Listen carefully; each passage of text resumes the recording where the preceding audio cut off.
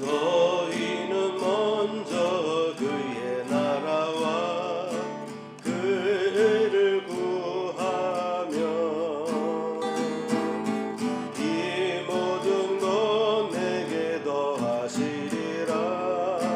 할렐루 할렐루야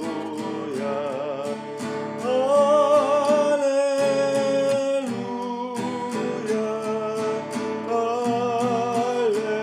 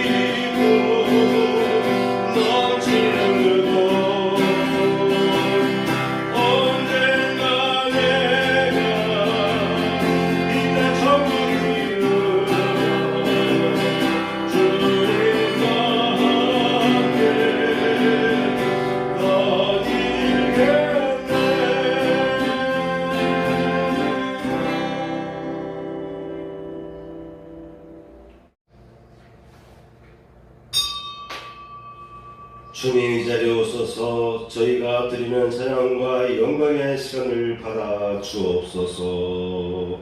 아멘. 일어나시고 3장을 부르겠습니다.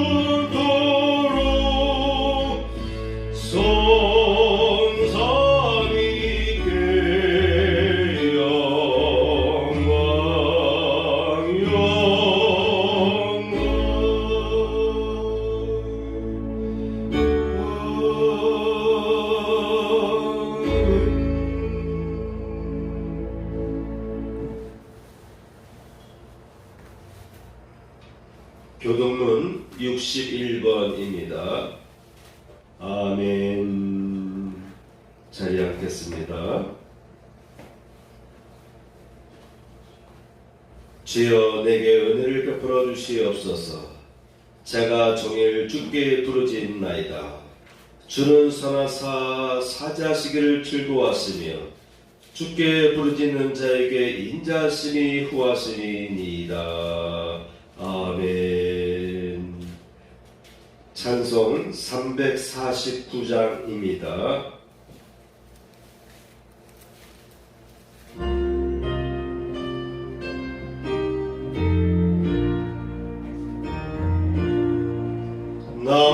나는 예수 따라가는 십자가 둔 사람, 주 이름 증언하기를 왜 주저하리요.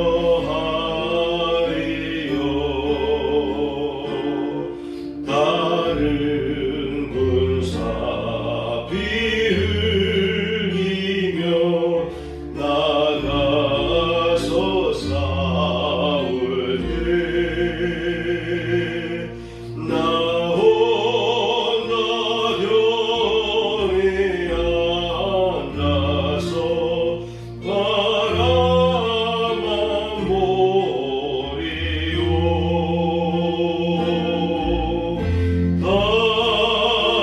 다른 사람 어찌든지 나 주님의 용사되리. 나는 주의 군사되어 충성을 맹세하여 내가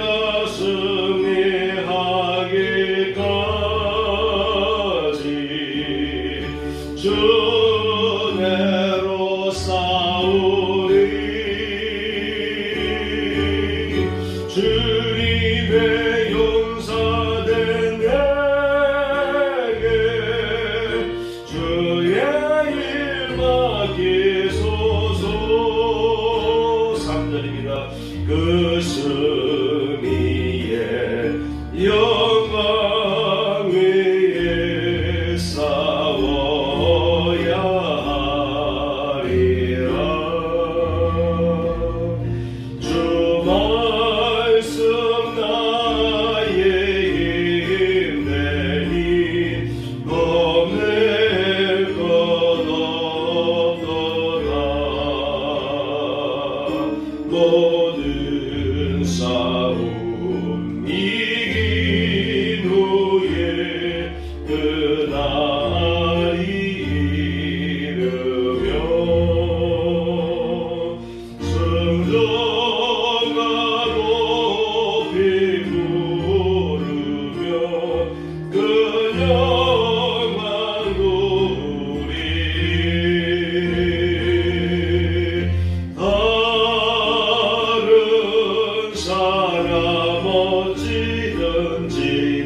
주님의 용사되리. 나는 주의 군사되어 충성을 맹세하여 내가 승리하게 같이 주내로 싸우리. 주님의 용사된 내게 주의 일 맡기소서.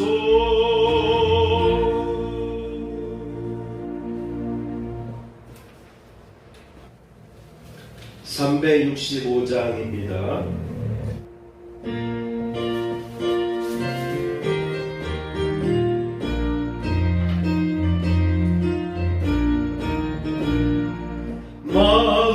마음속에 근심 있는 사람 주 예수 앞에 나아내어라. 슬픈 마음 있을 때에라도 주 예수께 아뢰라. 주 예수 앞에 나아내어라. 주 우리의 친구니 무엇이나 근심하지 말고 주 예수께 아뢰라. 눈물 나며 깊은 한숨 쉴 때 주 예수 앞에 나아내어라. 은밀한 데 내게 있더라도 주 예수께 아뢰라.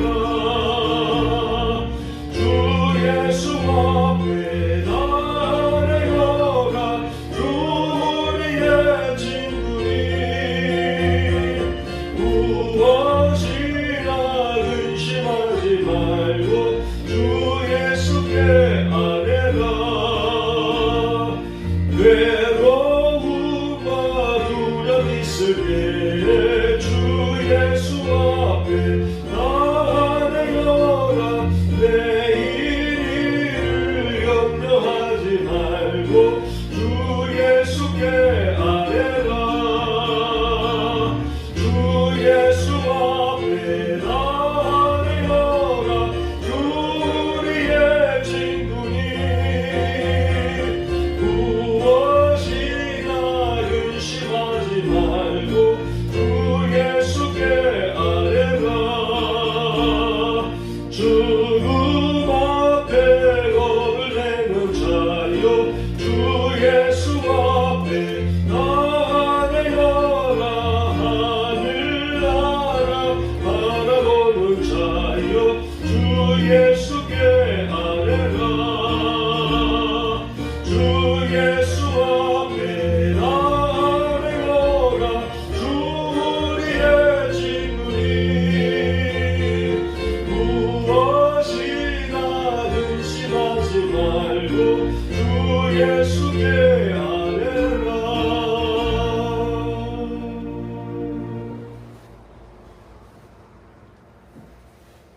성경 말씀을 보겠습니다.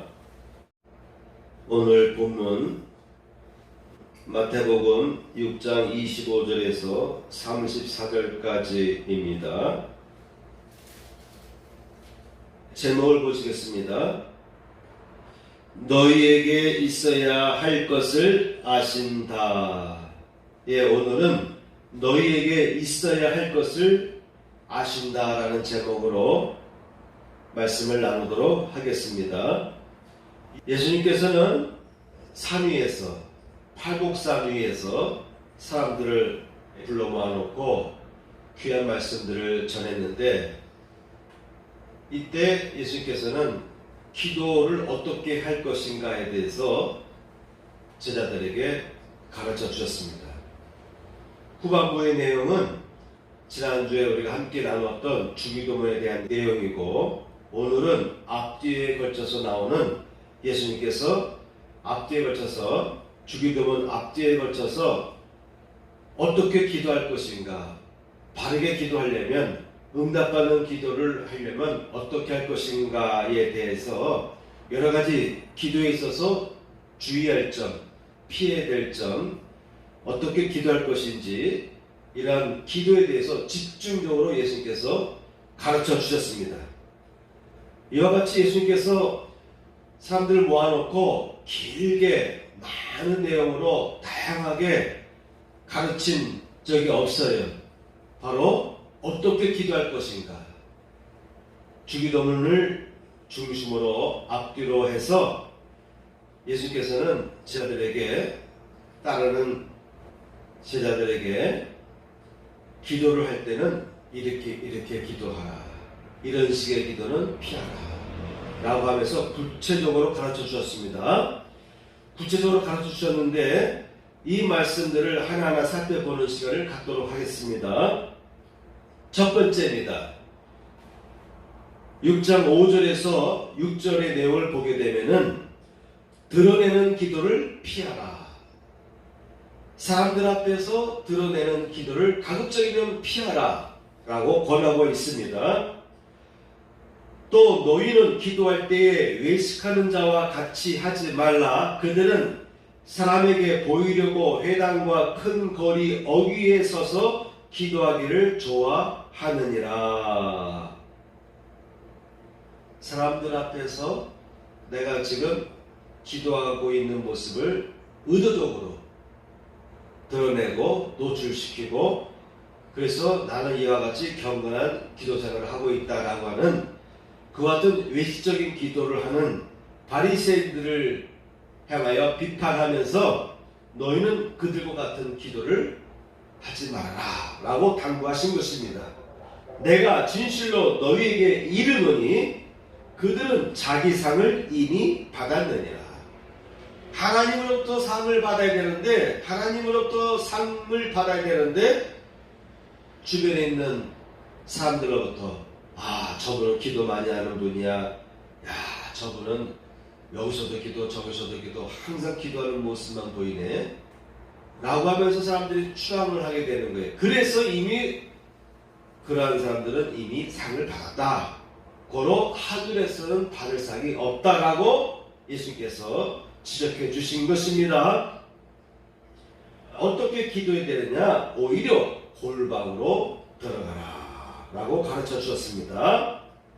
너는 기도할 때에 내 골방에 들어가 문을 닫고 은밀한 중에 계신 내 아버지께 기도하라.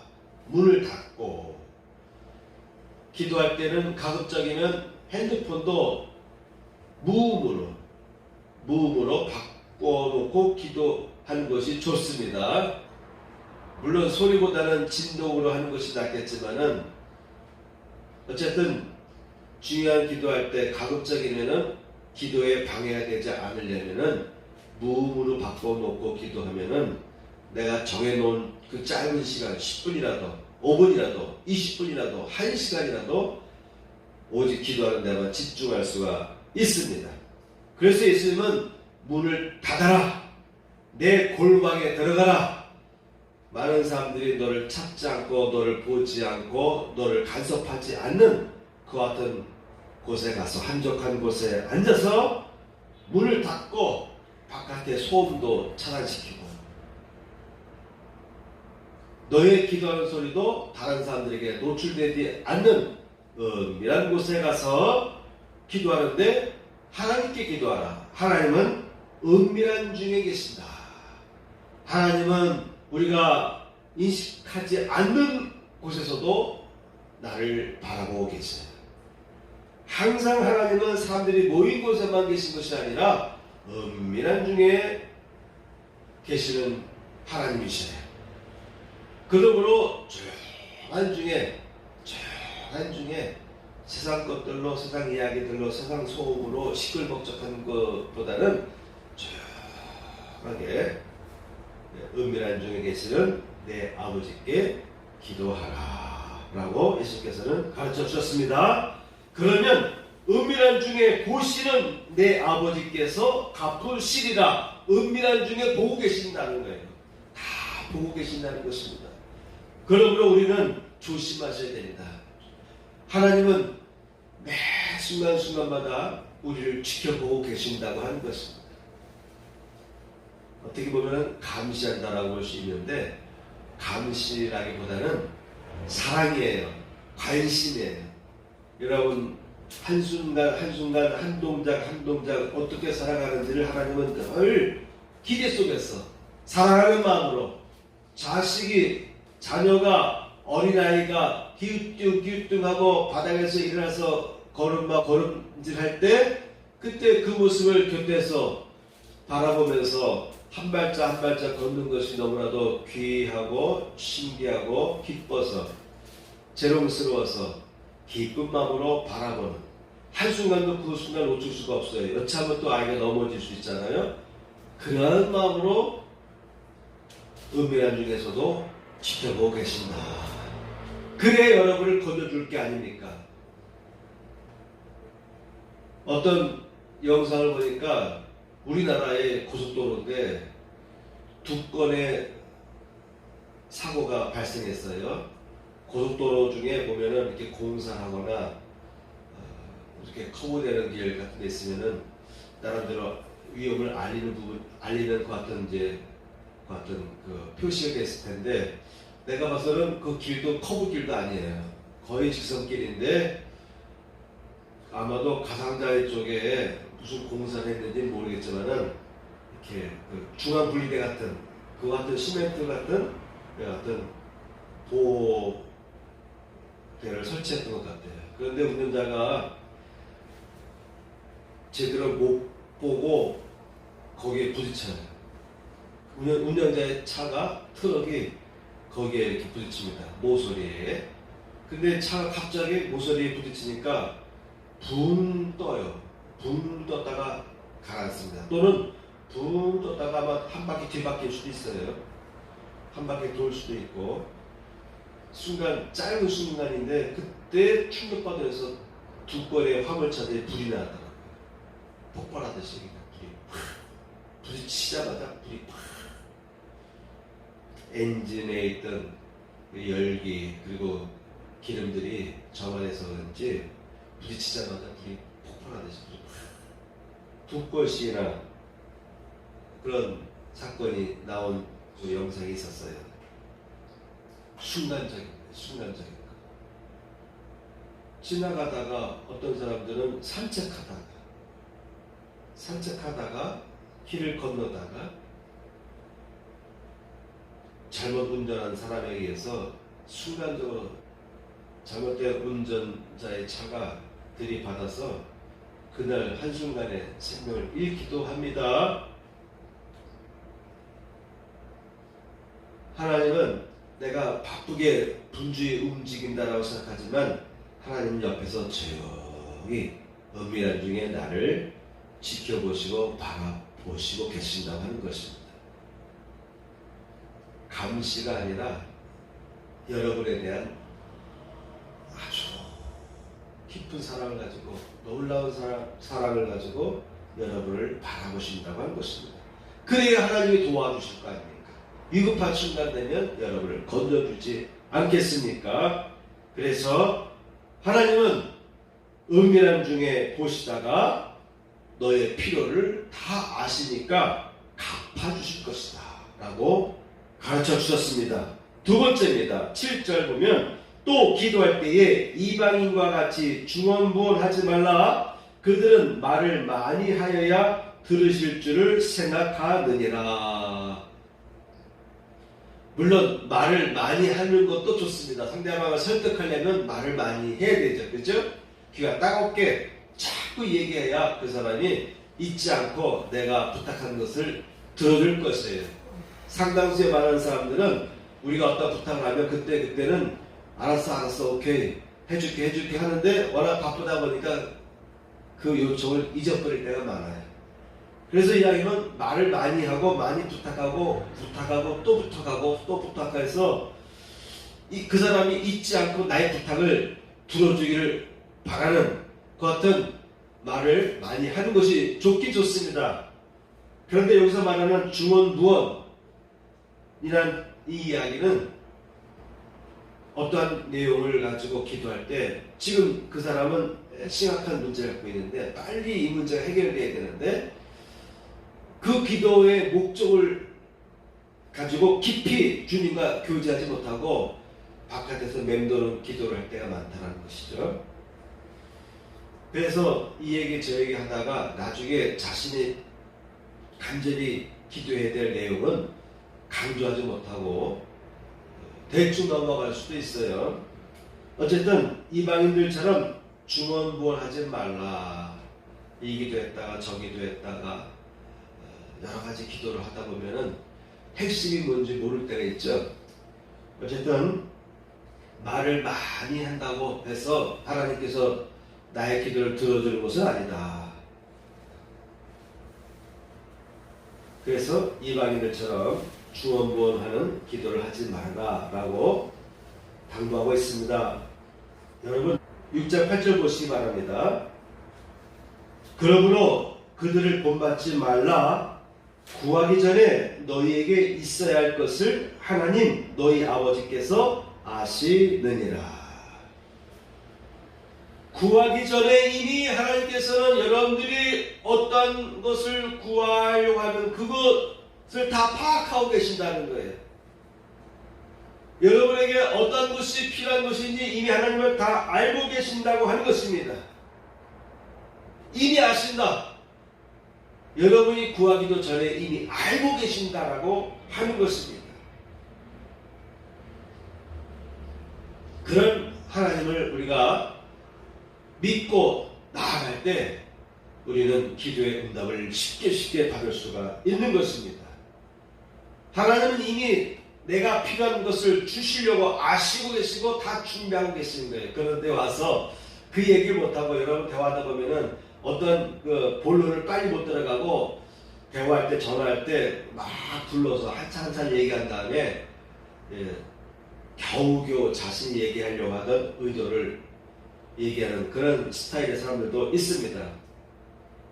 예수님께서는 그렇게 하지 말라는 거예요. 이미 네가 필요로 하는 거 이미 알고 계시다. 바로 그 본론부터 얘기하라. 그 본론 속으로 들어가라. 간단하게 그 문제를 붙잡고 하나님과 대화하라 라고 권하고 있는 것입니다. 그래서 오늘 제목은 너희에게 있어야 할 것을 아신다 라는 제목으로 정하였습니다. 너희에게 있어야 할 것을 아신다. 우리는 사람이기 때문에 안절부절한 거예요. 이것이 꼭 있어야 되는데 이번에 이 문제가 해결돼야 되는데 안 되면 어떡하나. 사실 그런 염려를 하기 때문에 묘미가 있는 것이죠. 그러나 하나님은 이미 알고 계신다라고 하는 것입니다. 은밀한 중에 보시는 하나님께서 이미 다 내 문제를 다 파악하고 계신 거예요.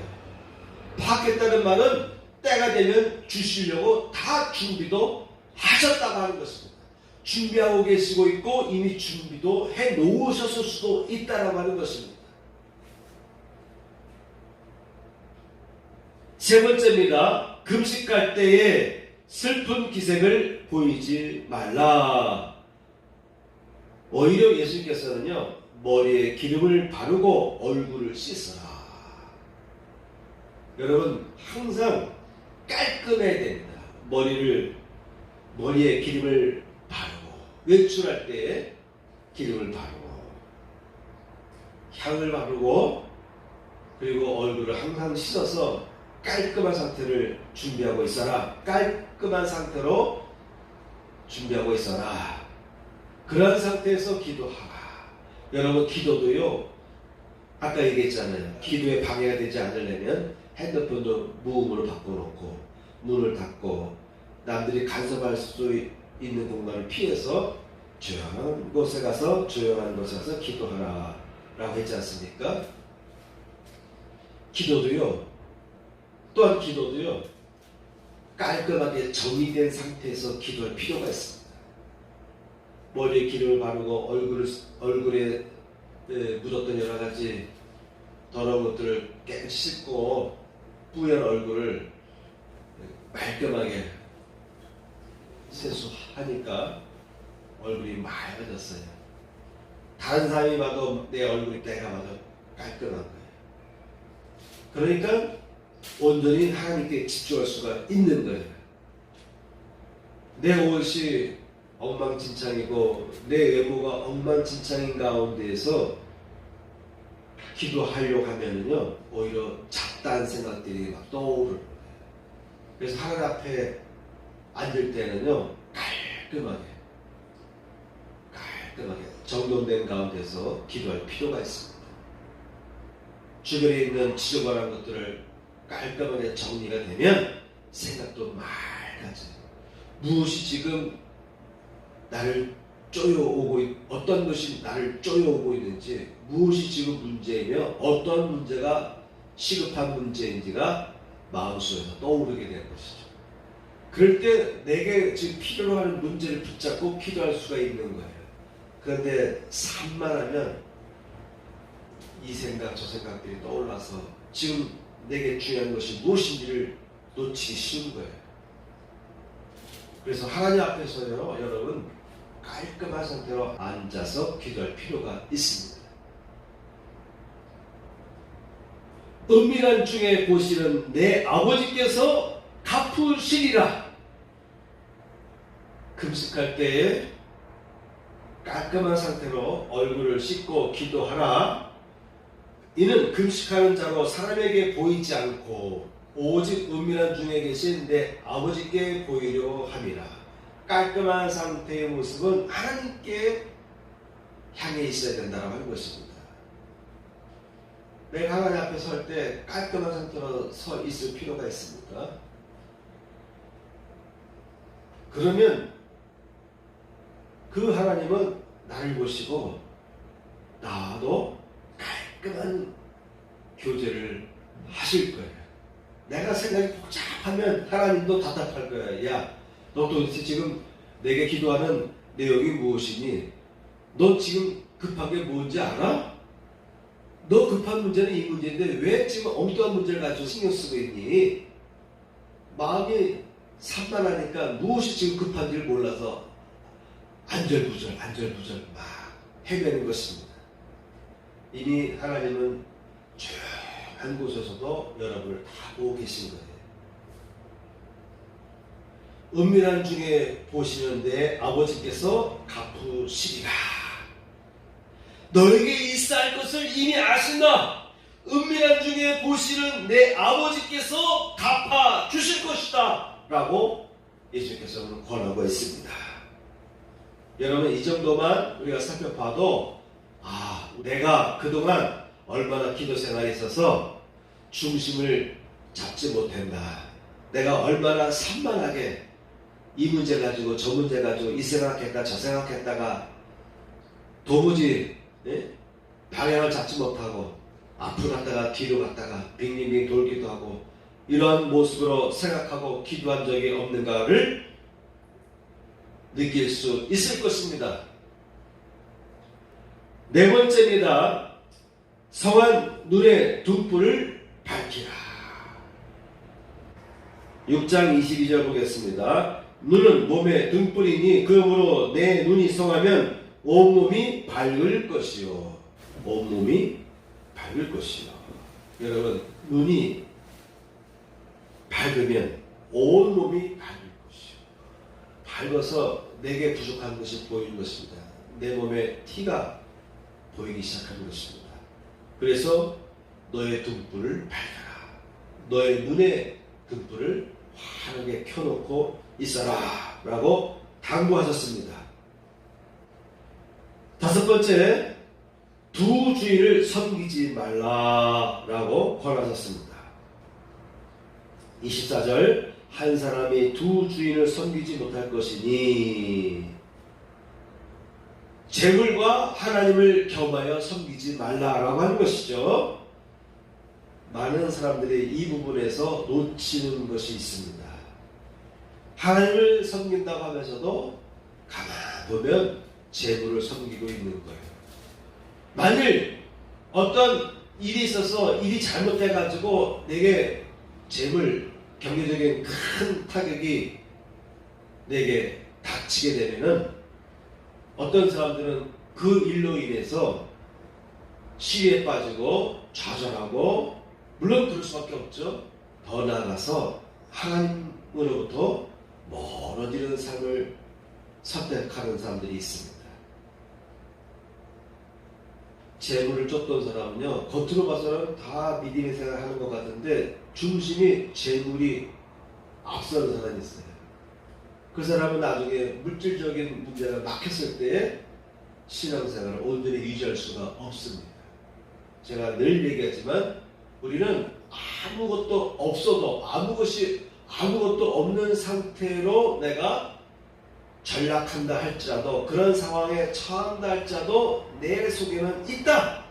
내 속에는 하나님이 계신다. 내 속에는 예수님께서 계신다. 내 속에는 성령께서 나와 함께 하시니 내가 모든 것을 할 수 있다. 지금은 내가 지륵 같은 절망 속에 갇혀있지만 다시 일어날 것이다 라고 하는 희망을 갖고 믿음을 가지고 나아갈 수 있어야 되는 것입니다. 그래야만 그 사람은 이 험난한 세상을 뚫고 나갈 수 있고, 그런 사람만이 필요한 물질들을 누릴 수가 있는 것입니다. 그런 준비가 안 된 사람은요, 바람이 불면, 태풍이 불면 다 날아가는 거예요. 그래서 마음의 준비가 필요합니다. 여러분의 마음속에 혹시 내가 하나님보다는 재물이 앞서가는가를 점검해 보시기 바라고, 그때마다 항상 내 마음을 다잡아서 아닙니다. 내 마음에는 오직 하나님, 내 마음에는 오직 예수님께서 가장 소중하신 분이십니다. 라고 다시 마음을 정리하고 주님께 더 깊이 들어가려 노력하시기 바랍니다. 나는 과연 하나님을 섬기는가? 나는 과연 재물을 섬기는가? 이것을 조심할 필요가 있습니다. 이걸 확실히 구분하고서 기도하라고 하는 것입니다. 여섯 번째, 의식주를 위하여 염려하지 말라. 25절이죠. 목숨을 위하여 무엇을 먹을까, 무엇을 마실까, 몸을 위하여 무엇을 입을까 염려하지 말라. 목숨이 음식보다 중하지 아니하며 몸이 의복보다 중하지 아니하냐. 공중의 새를 보라. 라고 예수께서 이와 같이 예를 들어가면서 제자들에게, 사람들에게 너희는 염려하지 말아라 라고 권하고 있습니다. 우리가 기도할 때요, 염려할 수밖에 없죠. 사람이니까 염려 안 할 수가 없잖아요. 그렇지만 그 염려조차도 하나님께 맡기면서 기도할 필요가 있는 것입니다. 염려를 안 할 수는 없죠. 그러나 그조차도 맡기면서 기도해야 돼요. 근데 많은 사람들이 맡기지 못하는 거예요. 기도하면서도 내 염려가 나를 붙잡을 때가 있어요. 내가 그 염려에 포로가 될 때가 있습니다. 그런 상태로 기도하지 말라고 하는 것입니다. 공중의 새들을 봐라. 그런 하찮은 새들도 다 기르신다. 잎이 시고 기르신다. 들의 백합화를 봐라. 아름다운 옷으로 입혀주지 않느냐. 공중의 새들을 봐라. 다 먹여주시고 기르시지 않느냐. 너희는 그런 것들보다 얼마나 귀한 존재냐. 너희는 아버지 하나님의 자녀들 아니냐. 하나님의 형상을 지음받은 존재들이 아니냐. 너희 중에 누가 염려함으로 그 키를 한 자라도 더할 수 있겠느냐. 염려한다고 해결되는 건 하나도 없어요. 문제 해결될 건 하나도 없어. 근데 계속 그 염려에 빠져들어가. 계속 염려를 내 마음속에서 끄집어내고 내 머릿속에는 온통 염려될 일들을 자꾸 끄집어내는 거예요. 낚시에서 건져내듯이 낚시를 던졌을 때, 낚시 바늘을 던졌을 때 낚싯밥을 보고 고기가 와서 물듯이 오히려 내가 낚시를 던져서 염려의 고기, 물고기를 향해 던지고 물고기를 계속 던지는 같은 어리석은 단계에 빠질 수가 있습니다. 그런 사람은 기도가 안 되는 거예요. 염려 때문에 기도가 막히는 거예요. 염려만 할 뿐 제대로 깊이 들어가서 그 문제를 해결하고 하나님 이 문제 해결해 주세요 하고 목숨 걸고 들어가서 기도하지 않고 그 염려에 계속 흔들리는 거예요. 그러니까 마음의 평안이 오지 않아요. 마음의 평안이 생기지 않습니다. 항상 불안한 것입니다. 정신 차려라 이 말입니다. 정신 차려라. 네가 염려한다고 해서 네 몸에 장기만 손상될 뿐이지 다 그것도 맡겨라. 그것도 맡겨라. 의식주를 위하여 염려하지 말라. 무엇을 입을까? 무엇을 마실까? 무엇을 먹을까? 목숨을 위하여 무엇을 먹을까? 무엇을 마실까? 몸을 위하여 무엇을 입을까? 요즘으로 말하면은 내가 살 집은 어디에 있지? 나는 언제나 집 사지? 내 집은 어디에 있나? 라고 이러한 생각에 자꾸 빠지게 되면요 절망하게 돼요. 집 없으면 어떻습니까? 지금 집이 없으면 어때요? 때가 되면 집을 주실 거예요. 내가 기대하던 것보다 더 좋은 집을 주님께서는 여러분에게 준비해 주실 줄 믿습니다. 때가 되면 여러분이 더 좋은 집을 얻을 때가 올 줄 믿습니다. 그때가 되려면요 여러분 마음을 비워야 됩니다. 요즘으로 말하면 내 집은 없는데 어떡하나. 남들은 다 집 한 채씩 있고 두 채씩도 있고 세 채씩도 있고 빌딩이 있다는데 난 왜 없지? 여기에 빠져버리게 되면요 못 일어나요. 절망하게 됩니다. 요즘 세대 사람들, MZ 세대 사람들 낙심하면요 그냥 생명을 포기합니다. 자살해요.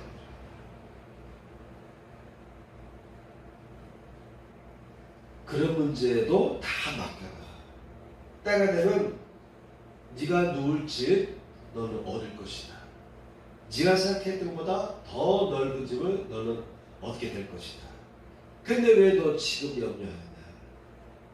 나를 바라봐라. 너에게 필요한 것이 무엇인지 다 알고 있다. 너는 지금 해야 될 일이 있어. 준비해야 될 일들이 있다. 이 과정을 통과해야 되는 것이다.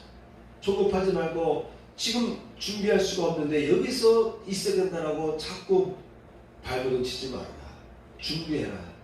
때가 있단 말이죠. 오히려 다 하나님께 맡겨라. 그래야 몸이 건강해지는 거예요. 그래야 생각도 맑아지는데 생각이 맑아져야 막 비전이 생기고 소망이 생기고 내 안에서 성령께서 내게 막 생각을 주시고 말씀을 주시는 거예요. 온갖 염려로 가득 차게 되면요 내 안에서 성령께서 아무리 나에게 좋은 생각을 주시고 말씀을 해도 내가 듣지 못하는 거예요. 내 귀를 꽉 막고 있기 때문에 오로지 염려의 소식만 내가 받아들일 뿐인 것입니다. 결국 내 몸이 망가지는 거예요. 그런 사람에게 하나님이 복을 줄 수가 없어요. 그런 사람은 아직 준비가 안 되기 때문에 이 세상을 뚫고 나갈 수가 없는 것입니다. 그러므로 염려하지 말라. 다 맡겨라. 다 맡겨라. 다 맡겨라. 33절 보면 그런즉 너희는 먼저 그의 나라와 그의 의를 구하라. 그리하면 이 모든 것을 너희에게 더하시리라.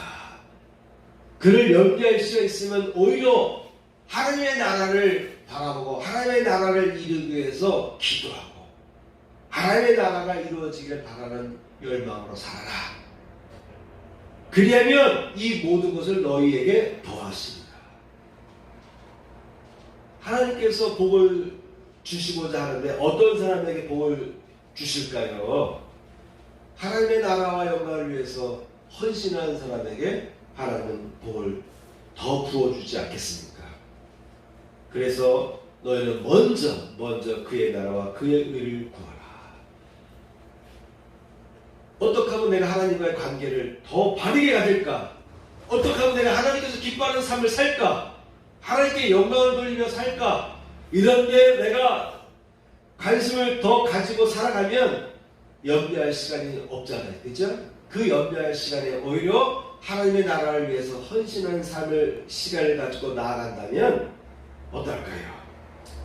예수께서 말씀하고 있습니다. 그리하면 이 모든 것을 너희에게 더하시리라. 더해 주신다. 여러분이 원하던 그 이상으로 온갖 것을 다 여러분에게 몰아주신다는 것입니다. 몰아주신다는 것입니다. 자, 7번째입니다. 구하라, 찾으라, 두드리라.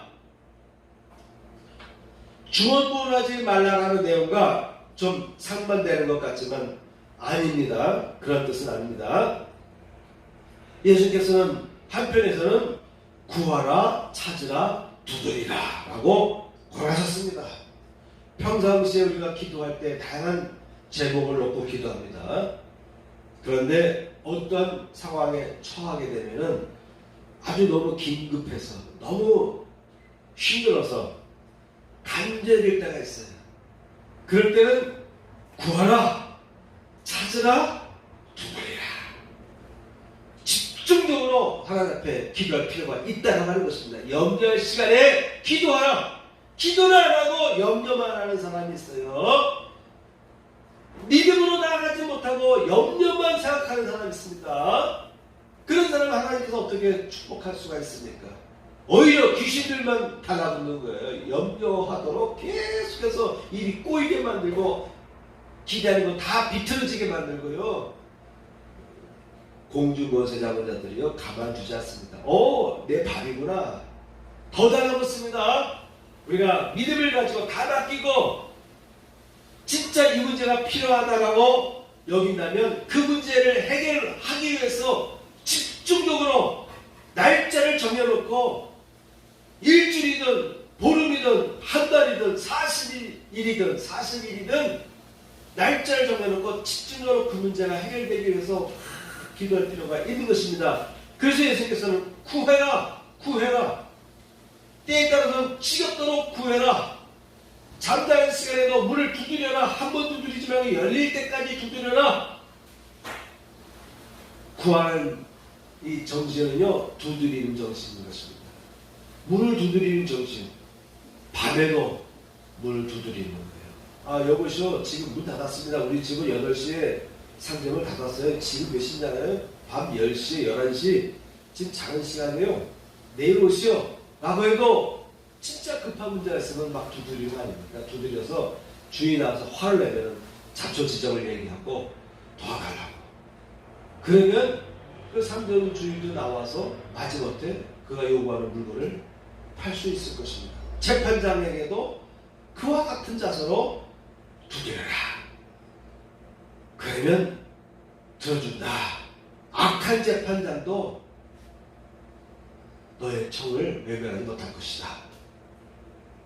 그런 정신력 가지고 구하라, 찾으라, 두드려라.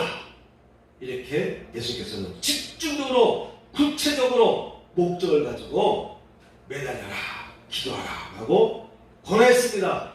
구하는 이마다 받을 것이요, 찾는 이는 찾아낼 것이요, 두드리는 이에게는 열릴 것이니라.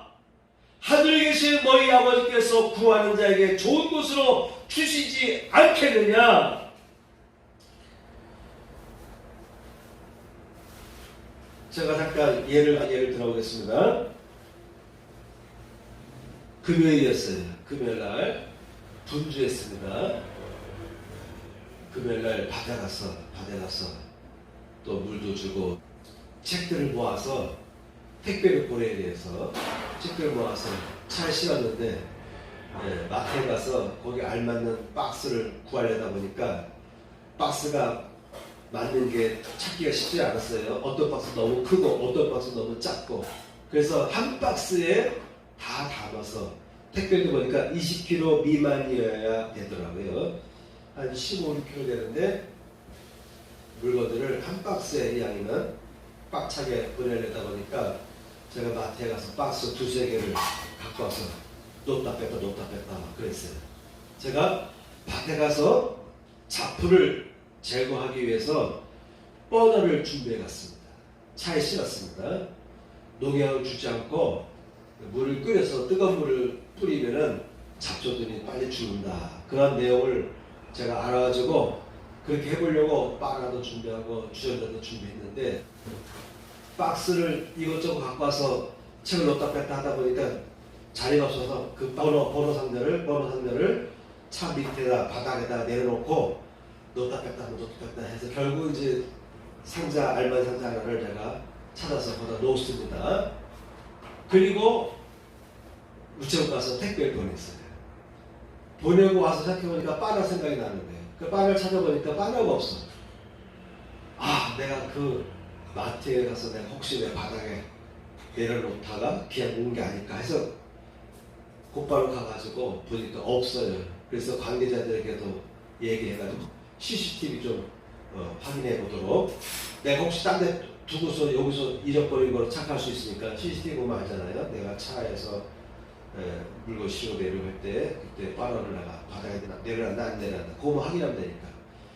근데 담당 직원이 확인하더니 한참 확인하러 가더니 한참 걸려. 그래서 내가 또 다른 데도 혹시 났을까 해서 내가 있을 만한 곳을 주최했던 곳을 내가 여러 군데를 왔다 갔다 해가면서 확인을 해봤어요. 전화가 오는데 CCTV에 보니까 잘 안 비치는데 없었던 것 같습니다. 바닥에 내려올 곳이 없었던 것 같습니다. 라고 말하는 거예요. 그래서 그러냐고 알았다고. 그래서 또 여러 군데 찾아보다가 이거 얼마 되는 것도 아닌데 뭐 비싼 것도 아니고 누가 집어갔으면 또 필요한 데 쓰겠지. 그러면서 또 자꾸 아쉬운 마음이 생겨요. 찾고 싶은 마음이 생겨요. 그래서 다시 이것저것 있을 만한 곳을 다 점검해보고 없으니까 내 차에 있는 블랙박스, 앞뒤에 블랙박스 있잖아요. 그래서 블랙박스로 내가 칩을 빼가지고 SD카드를 빼가지고 컴퓨터로 다 열어봤어요. 열어보니까 안 보이네. 없어요. 트렁크를 열었기 때문에 후방 카메라가 보이지도 않고 또 닫았을 때는 또 안 보이고. 근데 보통 여러분 블랙박스는 앞뒤 충격 있고 나서 앞뒤 10초씩인가 그래서 20초 정도인가 30초 정도의 분량이 녹화되어 있다. 충격 전후 다 검색해봤어요. 주행도 보고 뭐 다 충격 주차 때도 보고 다 봤는데 없어요. 마지막으로 주행하고 출발하는 장면도 내가 2번, 3번 봤는데 없었어요. 근데 마지막 한 번 다시 클릭했는데 차가 출발하는 마지막 그 짤막한 순간에 바닥에 시커먼 번호 상자가 보이더라고요. 쑥 화면이 지나가면서 땅바닥을 이렇게 보여주는데 없었거든요. 근데 떠나는 마지막 그 장면이 끊기기 직전에 바닥에 시커먼 번호 상자가 보이더라고요. 그래서 전화를 했습니다. 다시 직원들에게 전화를 하고 주변에 있는 직원들에게도 그 물건 나르는 직원들에게도 자꾸 물어보고 다 모른다는 거예요. 그 전에도 물어봤고 또 가서 물어볼 때도 모른다 하고. 그래서 내 CCTV가 이렇게 잡혔으니까 좀 확인해달라 했더니 또 담당자가 한참 살펴보더니 전화가 왔어요. CCTV에는 안 보인다는 거예요. 근데 내 CCTV가 이렇게 옆에 차가 하나 있었거든요. 납품하는 차가 있었어요. 과자 실은 차가. 그래서 내가 얘기했어요. 옆에 보니까 과자 실은 납품하는 차가 있는데 그 한번 기사에게 그분에게 좀 알아봐달라. 그래서 이제 또 알았다고 해서 기다리는 동안에 저도 또 여러 또 직원들에게도 부탁을 했어요. 사실 이거 비싼 것도 아닌데 쓰던 번호인데 잊어버려도 그만인데 다시 사면 되는 거 아니겠습니까? 그런데도 마음속에는 그냥 아쉬운 거예요. 그 잃어버린 것은 너무 아쉽고. 근데 그 와중에 기도가 나옵니다. 그 와중에 이 문제 가지고 기도해야 되나? 라는 생각이 들면서도 주여 찾게 없어서 그 담당자가 카메라에도 안 보인다라고 해서 이렇게 카메라를 보니까 여러분 마트에 있는 카메라들이요 자신들의 물건들 이렇게 배치되는 곳에 그 물건들이 어떻게 잘못돼서 뭐 훔쳐갈까 해서 그 부분만 비추고 있더라고요. 그러니까 주차장 부분은 비추고 있지 않더라고요. 그 얘기를 안 했는데 내가 이렇게 CCTV 보니까 위치 방향이 주차장 쪽으로 안 돼 있고 그 사람들이 그 물건 쪽에만 이렇게 비추고 있더라고요. 향하고 있더라고요. 그러니까 말은 못하고 잘 안 보이는데요 라고만 했는데 제 후방 카메라를 딱 찍은 거예요. 그 위치를 정확하게 얘기해줬습니다. 이제 주변에 지나가는 뭐 남자 직원들에게 여자 직원들에게도 또 제 차한테 물어봐도 다 모른다 하고 그래서 이제 거의 포기 상태. 이제 전화만 오면 이제 못 찾는구나. 이제 버리신 진짜 했는데 전화가 안 오고 그 직원이 쑥 나오는데 오른손에 그 검은 번호 박스를 딱 들고 나오더라고요. 얼마나 기뻤는지 몰라요. 이런 문제 가지고도 기도해야 되나 하면서도 주여 찾기 앞서서 또 얼마 안 되는 건데 그죠?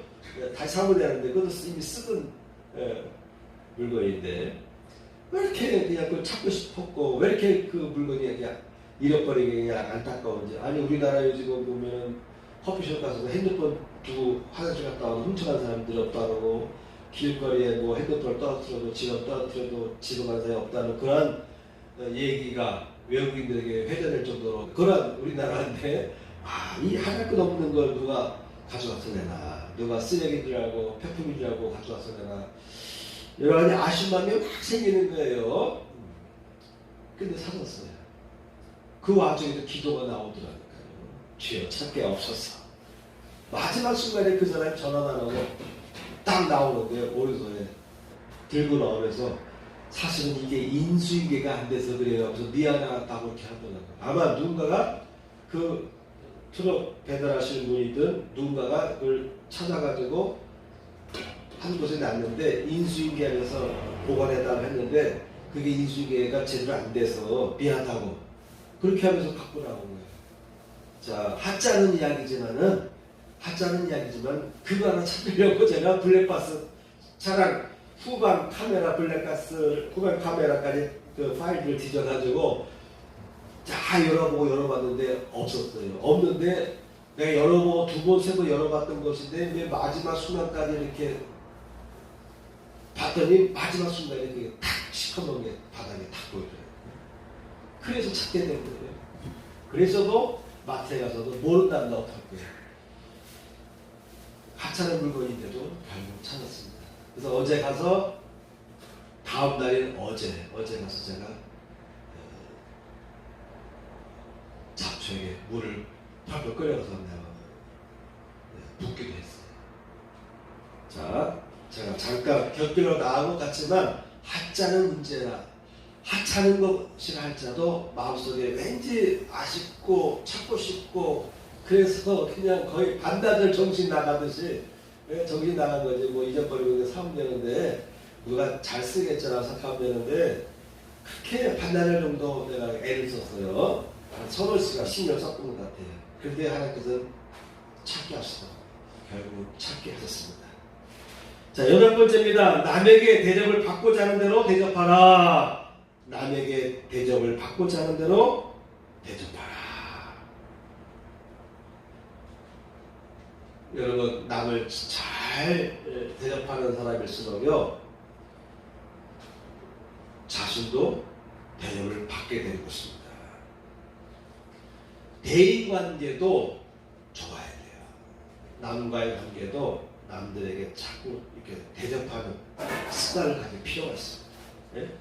자꾸 대접하려는 노력을 하시기 바랍니다. 대접받는 것보다는 대접해 주려는 그 같은 도움밖에 없어서 그런 여건을 갖추기 없어서 여건이 안 돼도 베풀 수 있어야 됩니다. 제가 지금 텃밭을 일구는데 7평밖에 안 되는데 여러 가지 심었습니다. 상추를 심었고 모종을 사서 심었고 또한 제가 씨를 뿌려서 막 자라난 상추를 제가 어저께 뜯어가지고 밭에 가서 또 이렇게 구석구석 제가 심었습니다. 상추가 아무것도 아니잖아요. 그죠? 물론 한 달 전에는 상추가 비쌌어요. 조그만한 것 가지고도 뭐 2,000원씩 팔고 그랬는데 지금은 이제 어떤지 모르지만 농약을 안 준 상추. 아주 귀한 거죠. 그래서 그런 상추들을 지인들에게 와서 따게 하기도 하고 제가 또 따서 드리기도 하고 그렇습니다. 그러니까 나는 지금 가난해서 나는 지금 가진 게 없어서 나를 남에게 지금 대접을 못한다, 베풀지 못한다. 나중에 내가 좀 갖추면 베풀어야지. 그런 생각을 버리라는 거예요.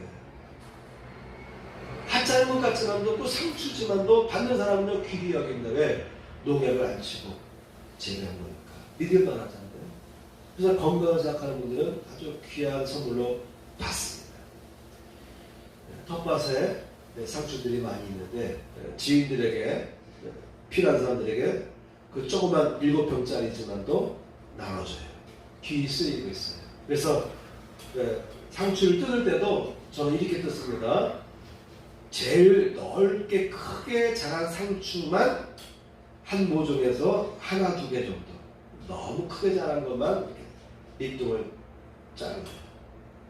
수두수두 다 자르는 것이 아니라 한 그루에서 제일 크게 자란 잎사귀 한두 개만 삥 둘러가서 뜯어요. 그러면 저녁에 가서 또 누구에게 주려고 할 때도 또 딸 수도 있고 다음날 오면 또 자라서 또 따서 쓸 수가 있어요. 그래서 그렇게 땁니다. 어떤 분들은 그냥 막 무성하게 자라니까 왜 안 따느냐 하면 주변에 있는 농사짓는 분들도 얘기할 때도 있는데 그런 게 아니라 매일매일 딸 수 있게끔 누가 와서도 교인 중에도 알고 있는 교인이 와서도 딸 때도 올 딸 게 있네 할 정도로 왔다가 헛걸음치지 않게 하려고 가급적이면 한 번에 확 따는 게 아니라 한 모종에서 한두 개씩만 제일 넓게 자른 것만 뜯는 거예요. 그런 하찮은 야채라도요 나눠줄 수가 있는 거예요. 나눌 수가 있는 거예요. 그래서 여러분 남을 대접하는 마음을 갖는 게 중요한 것입니다. 나는 여건이 안 돼서 라는 생각을 버리시고요. 현재의 상황에서도 남에게 뭔가를 베풀 수 있는 게 있어요. 립서비스를 통해서도 상대방을 대접할 수가 있어요. 상대방을 기분 좋게 하고 사랑을 표현할 수가 있지 않습니까? 그래서 나는 여건이 안 돼라고 하지 마시고요. 틈만 나면 남을 대접할 수 있는 마음을 갖기 바랍니다. 그런 사람을 하나님이 기뻐하세요. 그래서 그런 사람의 기도는요 직방인 거예요. 그런 사람의 기도는요 쉽게 응답되는 것입니다. 그렇다고 해서 자기 형편을 무시하고 막 퍼주는 그런 스타일의 사람들도 있는데 그럴 필요는 없어요. 그죠? 내 형편 안에서 자꾸 나눠주는 습관의 삶을 살아가시기 바랍니다. 마지막 9번째 좁은 문으로 들어가라. 생명으로 인도하는 문은 좁고 길이 협착하여 찾는 이가 적음이니라.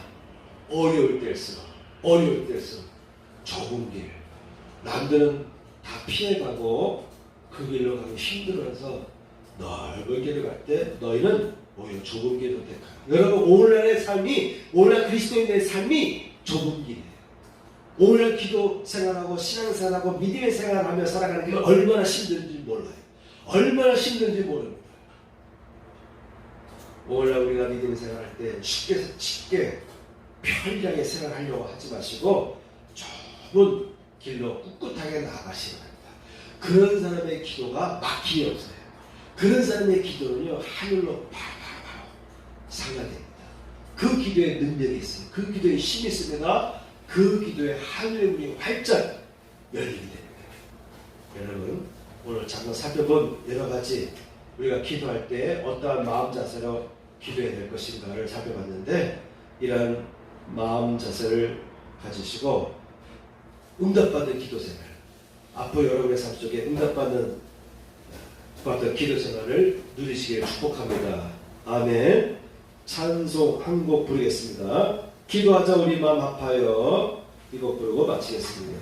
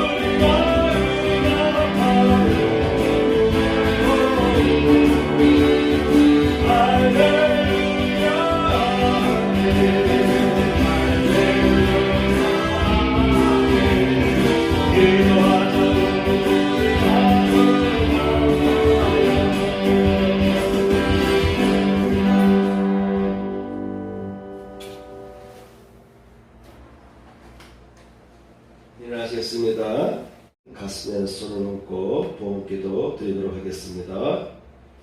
할렐루야. 하나님 아버지 감사합니다. 오늘도 하나님 앞에 드리는 귀한 예물을 위해서 기도합니다. 11조를 드리는 가정 위에 11조의 복이 임하게 하여 주옵소서. 주의 예물을 금양하여 주시고 하나님의 은혜로 붙잡아 주옵소서. 이제는 우리 구주 예수 그리스도의 은혜와 하나님 아버지의 극진하신 사랑과 성령님의 감동감화 역사하시니 이제 참여한 성도들 위해 함께 하시기를 축복하옵나이다. 아멘.